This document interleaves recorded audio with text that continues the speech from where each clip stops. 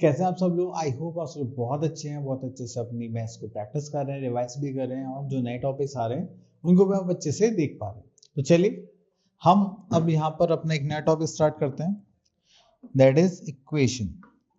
तो आप लोगों ने सोचा होगा कि इक्वेशन है हमारे पास। अब देखिए यहाँ पर हमें करना क्या है। बेसिकली अभी हम चीज़ें सोचते हैं कि अगर ऐसा करेंगे तो ऐसा होगा। अगर मैं यहाँ से आज सुबह 7 बजे निकलूंगा एंड मुझे कहीं घूमने जाना है तो हम 10 बजे तक वहाँ पहुँच जाएंगे, तो उसके लिए मुझे कितनी स्पीड रखनी पड़ेगी, कितना डिस्टेंस ट्रेवल करना पड़ेगा। तो इस टाइप से हम इक्वेशंस फॉर्म करते हैं। तो इसमें क्या होता है कि हम दो टर्म्स लेते हैं, जैसे कि एक कांस्टेंट हो गया और एक वेरिएबल हो गया। अब कांस्टेंट की अगर हम बात करें तो जो भी हमारे पास a b c d, अगर हम कोई भी ऐसी वैल्यू ऐड कर रहे हैं अपने इक्वेशन में तो वो क्या होता है हमारे पास वेरिएबल्स। अगर हम कांस्टेंट की बात कर रहे हैं तो कांस्टेंट में आते हैं हमारे पास नंबर, जैसे 1 2 3 4 5 इस टाइप से। ठीक है, तो थोड़ा सा आगे चलते हैं। ओके, तो देखिए जब भी हम यहाँ पर क्या करेंगे, इक्वेशन को सॉल्व करेंगे तो एक मेथड आता है हमारे पास, ट्रांसपोज मेथड। अब उसमें क्या होता है कि हम कांस्टेंट को दूसरी साइड लेके जाएंगे, वेरिएबल को एक साइड लेके जाएंगे, जिससे कि हम इक्वेशन को सॉल्व कर सकें। तो वो देख लीजिए, अगर हमारे पास कुछ प्लस का आइटम है तो उसको हम किस में चेंज करेंगे, माइनस में। माइनस का किस में चेंज हो जाएगा, प्लस में। मल्टीप्लीकेशन में कोई आइटम है दूसरी साइड जाएगा तो क्या हो जाएगा, डिवीजन में। डिवीजन का है तो किसमें हो जाएगा, मल्टीप्लीकेशन में। तो ये सारे क्या हमारे ट्रांसपोज आइटम्स हैं।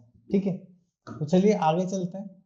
चलिए देखिए, जैसे यहाँ पर है हमारे पास लेफ्ट हैंड साइड में क्या है, 2x माइनस 6। तो ये जो x वाला पार्ट है ये क्या हमारा वेरिएबल टर्म, इक्वल्स टू में क्या आ गया हमारा इक्वालिटी, एंड ये 40 क्या हमारी इक्वेशन की 2x माइनस 6 इक्वल्स टू 40। तो हमारे पास दो साइड होती है, एक लेफ्ट हैंड साइड एक राइट हैंड साइड, और ये हमेशा हमारी क्या आनी चाहिए, इक्वल आनी चाहिए। ठीक है, इक्वल क्यों आनी चाहिए, क्योंकि जब भी हम इक्वेशन फॉर्म करते हैं तो किसी न किसी चीज को इक्वल ही मानी जाती है, इसलिए। चलिए नेक्स्ट वी आर हैविंग एक यहाँ पे स्टेटमेंट है वो देख लेते हैं। Rational numbers can also be the solution of the equation. तो ऐसा नहीं कि आपके पास एक होल वैल्यू आएगी, होल नंबर आएगा, आपके पास रेशनल नंबर्स भी आ सकते हैं, व्हाटएवर जो भी सिचुएशन होगी। ठीक है, तो आप कभी ऐसा मत सोचना कि हमने गलत करा है या सही करा है। चलिए, तो अब यहाँ पर आ गया हमारे पास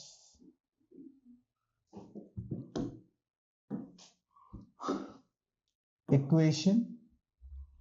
तो चलिए यहाँ पर देखते हैं। ठीक है, तो यहाँ से हम एक इक्वेशन ले लेते हैं, थर्ड पार्ट, इसको सॉल्व करते हैं। चलिए इसको यहाँ पर लिख लेते हैं हम, जस्ट लाइक दिस। ओके, तो देखिए सबसे पहले हम यहाँ पर क्या करेंगे, ब्रैकेट्स को ओपन करते हैं। तो 3 into t that is 3t minus 3 3 9 equals to 5 into 2 10 and t minus 5 5। ठीक है, चलिए अब यहाँ पे हम क्या करने वाले हैं, थोड़ा सा इंटरचेंज करते हैं। अभी माइनस का इसको इधर ले आते हैं तो minus will become plus, and ये प्लस का 3t उधर जाएगा तो क्या हो जाएगा, माइनस। ठीक है, तो अभी हो गया 9 प्लस माइनस क्या होता है, minus. 9 minus 5 is 4 and sign is of bigger number, and यहाँ पर करेंगे तो हमारे पास 10 माइनस 3 करेंगे दैट इज 7t। तो ये मल्टीप्लाई में इधर जाएगा तो ये क्या हो जाएगा, डिवाइड हो जाएगा। तो हमारे पास वैल्यू क्या आ गई, -4/7। क्लियर, चलिए देन इसको थोड़ा सा रब कर देते हैं। चलिए यहाँ पर तो सेम स्टेप क्वेश्चन और देखते हैं यहाँ पर कुछ अलग सा है क्या। चलिए एक पार्ट और ले लेते हैं जिससे कि थोड़ा सा और डाउट्स क्लियर हो जाए। 13 पार्ट ले लेते हैं। ठीक है, चलिए सबसे पहले हम यहाँ पे क्या करते हैं, ब्रैकेट ओपन करते हैं। ब्रैकेट ओपन करने के लिए यहाँ पे 3 into n, this is 3n minus 4 3 is 12। ठीक है, then 4 2 is 8 n 2 into 5 that is minus 10 equals to 5 into n 5n 5 into 2 plus 10 plus 16। Clear, तो अब यहाँ पे हमें क्या करना है, हमें जो वेरिएबल टर्म्स है, वेरिएबल टर्म्स कौन से, 3n 8n और 5n, इन सबको एक साइड ले लेते हैं, एंड जो हमारे पास कांस्टेंट टर्म है हम दूसरी साइड ट्रांसफर कर देते हैं। ठीक है, चलिए तो यहाँ पर देखा हमारे पास क्या है, 3n, देन ये प्लस 8n एंड ये प्लस से इधर जाएगा तो क्या हो जाएगा -5n। अब ये माइनस से दूसरी साइड जाएगा तो क्या हो जाएगा +12, देन -10 हो जाएगा तो +10 +10 +16।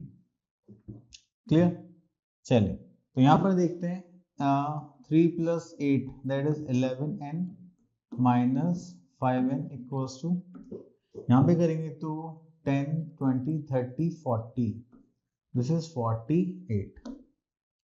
ठीक है, अब माइनस करेंगे तो हो जाएगा 6n equals to 48, n equals to 48 divide by 6, इसको डिवाइड करेंगे तो 6 8 जब 48 होता है, तो यहाँ पर हमारे पास जो n आ गया है वो कितना आ गया है, तो n इक्वल्स टू 8, ये हो गई हमारी वैल्यू। क्लियर।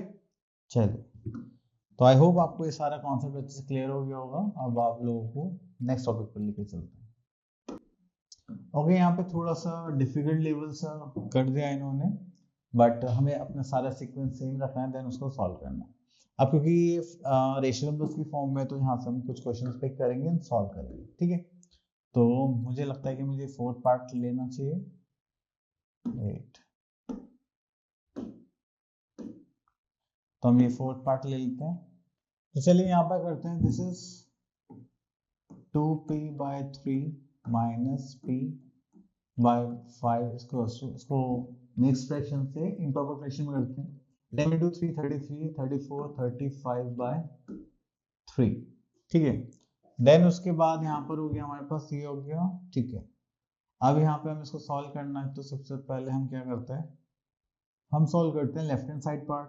अब हम देखा यहाँ पे 3 है 5 है, तो एलसीएम लेंगे तो कितना आ जाएगा 15, एंड यहाँ पे करेंगे दिस इज 2p में हमें किससे मल्टीप्लाई करना पड़ेगा, 3 से नहीं 5 से, क्योंकि 3 तो ऑलरेडी था, हमें क्या बनाना था 5, सॉरी 3 को 15 बनाना तो 5 से मल्टीप्लाई करेंगे, तो यहाँ पे भी 5 से कर देंगे, माइनस इसको 5 को क्या बनाना 15 3 से मल्टीप्लाई करेंगे, तो यहाँ पर भी हम 3 से मल्टीप्लाई कर देंगे p में, यहाँ हो गया 35/3।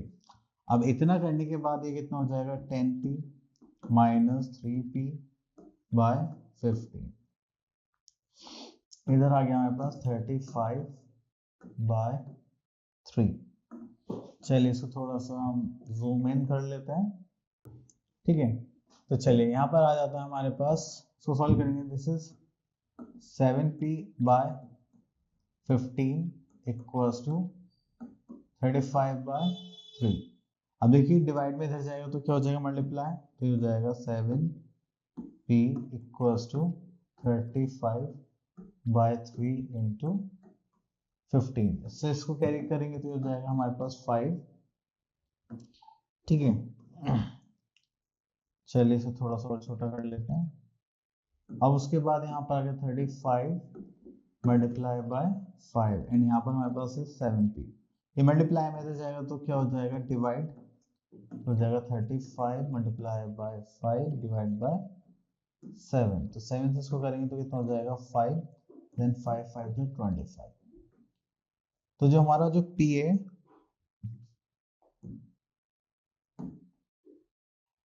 25 प्लस टू क्या आ गया हमारे पास p। ठीक है, इस टाइप से आपको इनको सॉल्व करना है। चलिए इसको रब कर देते हैं, डन। चलिए किस टाइप का क्वेश्चन और देखते हैं यहाँ पर। देखिए जब भी आपको सब्ट्रैक्शन पार्ट दिखाई देता है तो इसका मतलब ये जो पूरा रेशनल नंबर है ये इसका पार्ट है। ठीक है, जस्ट लाइक, चलिए जैसे x + 5, आप उसके लिए क्या यूज करेंगे, माइनस, यहाँ पर जाए x+1/9 इक्वल्स टू x+3/4। ठीक है, चलिए तो इसको करेंगे तो हो जाएगा x+5/6 माइनस, ठीक है, तो यहाँ पर आप लोगों को क्या करना है, पहले हम इसका एलसीएम ले लेते हैं। ठीक है, एलसीएम लेने के लिए हमें 6 और 9 का क्या लेना पड़ेगा, एलसीएम लेना पड़ेगा, दैट इज 18, एंड यहाँ पर हमें किससे मल्टीप्लाई करना पड़ेगा, दैट इज 3, एंड यहाँ पर हमें किससे मल्टीप्लाई करना पड़ेगा 2 से। ठीक है, तो यहाँ पे करेंगे तो हो जाएगा 3x plus 5 minus 2x plus 1। ठीक है, चलिए उसके बाद ये वाला पार्ट हमारा सेम ही रहना है यहाँ पर अभी तक, इट इज x प्लस 3/4। अब इसको सॉल्व करते हैं। This is 3x plus 5 3s are 15 minus 2x, this is minus 2। Divide करेंगे तो ये कितना आ जाएगा 18, एंड यहाँ पर करेंगे तो कितना हो जाएगा x प्लस 3/4। ठीक है, चलिए इसको करते हैं हम यहाँ पर, इसको थोड़ा छोटा कर लेते हैं, इसके बाद का पार्ट करना है हमें। चलिए तो यहाँ पर आ गया, तो देखिए 3x माइनस 2x करेंगे तो यहाँ पर क्या बचा हमारे पास x, एंड 15 माइनस 2 करेंगे तो यहाँ पर कितना बचेगा हमारे पास 13/18 इक्वल्स टू यहाँ पे था हमारे पास x प्लस 3/4। अब इनकी हमें क्या करनी पड़ेगी, क्रॉस मल्टीप्लाई। तो ये 4 यहाँ से करेंगे तो हो जाएगा x माइनस 13 इक्वल्स टू यहाँ पे हो जाएगा 18 ब्रैकेट x प्लस 3। अब ये हम 2 से, ये 2 2 सा 2 9 सा कैंसिल आउट कर सकते हैं, तो यहाँ पे हो जाएगा 2x माइनस 13 2 सा 26 इक्वल्स टू 9x प्लस 9 3 सा 27। ठीक है, अब हम क्या कर रहे हैं कि जो वेरिएबल वाली टर्म है, वेरिएबल टर्म है, उसको हम एक साइड लिख लेते हैं, कांस्टेंट टर्म को एक साइड। तो प्लस में जाएगा तो क्या हो जाएगा माइनस। ठीक है, ये प्लस में, ये माइनस में, ये प्लस में हो जाएगा तो क्या हो जाएगा माइनस। इनको अगर ऐड करेंगे तो 7 3 4 दिस इज 53 माइनस, एंड इधर करेंगे तो 7, तो हमारे पास जो आंसर आ जाएगा वो आ जाएगा 53/7, क्योंकि 53 तो क्या एक प्राइम नंबर है, तो 7 से तो नहीं डिवाइड होगा, इसलिए हो जाएगा हमारा फाइनल आंसर। चलिए ये तो हम लोग वैसे भी सॉल्व कर सकते हैं, क्योंकि इनको ओपन करके सॉल्व करना है, तो वो डिफरेंस तो नहीं है इसमें। तो आगे देखते हैं, बस आई थिंक वर्ड प्रॉब्लम्स भी है, तो चलिए एक ही वाला पार्ट और सॉल्व कर लेते हैं लास्ट। चलिए इसको सॉल्व करेंगे तो बस हमें ब्रैकेट ओपन करना है, देन सॉल्व करना है। तो यहाँ पे आ जाएगा हमारे पास 15y माइनस 15 4 सा 60 minus 2y minus minus plus 9 2 सा 18 देन प्लस 5y प्लस 6 5 सा 30 equals to 0। 15 2y 5y, 15 plus 5 कितना हो गया 20, माइनस 2y करेंगे तो हमारे पास कितना आ जाएगा 18y।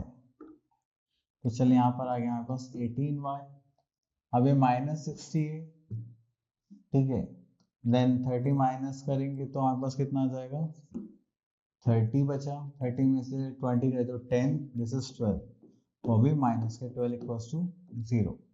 ठीक है, तो हमने कांस्टेंट टर्म को एक साथ ऑपरेट कर लिया और वेरिएबल टर्म्स को एक साथ। तो अभी माइनस में उधर जाएगा तो क्या हो जाएगा प्लस 12, एंड यहाँ पर क्या हमारे पास 18y, तो y इक्वल्स टू क्या हो जाएगा यहाँ पर 12/18, तो 6 2 सा 6 3 सा, तो हमारे पास जो वैल्यू है y इक्वल्स टू क्या आ गई 2/3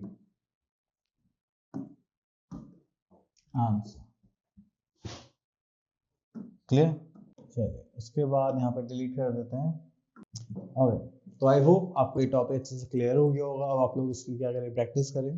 मिलते हैं नेक्स्ट वीडियो में, तब तक के लिए ऑल द बेस्ट।